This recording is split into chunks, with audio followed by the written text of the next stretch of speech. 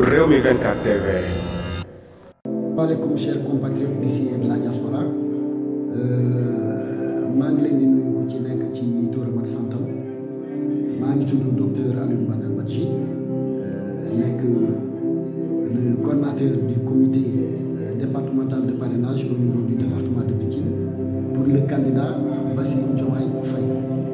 Alors dafa am benn information bi circulé selon laquelle képp kuy parrainer il faut nga dem ci sa commune d'inscription maanaam fi nga xamante ne fa ngay voté pour que nga mën a parrainer.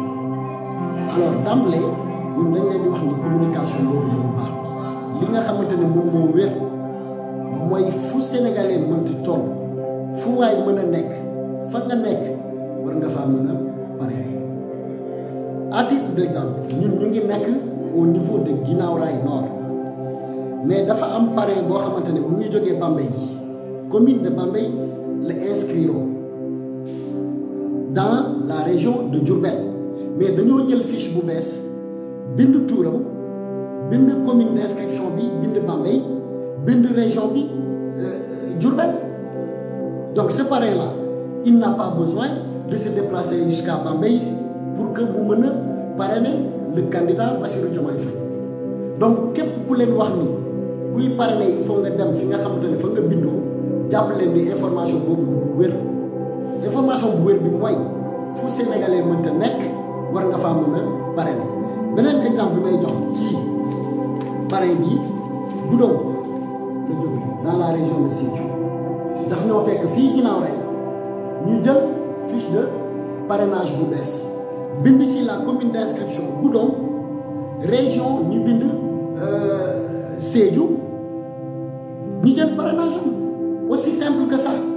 Donc képp koo xamante ne yaa ngi nekk ci benn localité tu n'as pas besoin de te déplacer pour pouvoir parrainer le candidat Bassirou Diomaye Faye.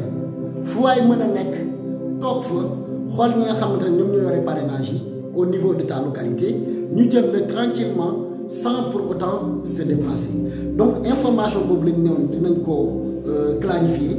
Donc xam leen ni on n'a pas besoin de se déplacer maanaam soxla woo déplacer dem fa nga xamante ne fa nga bindoo pour mën a parrainer.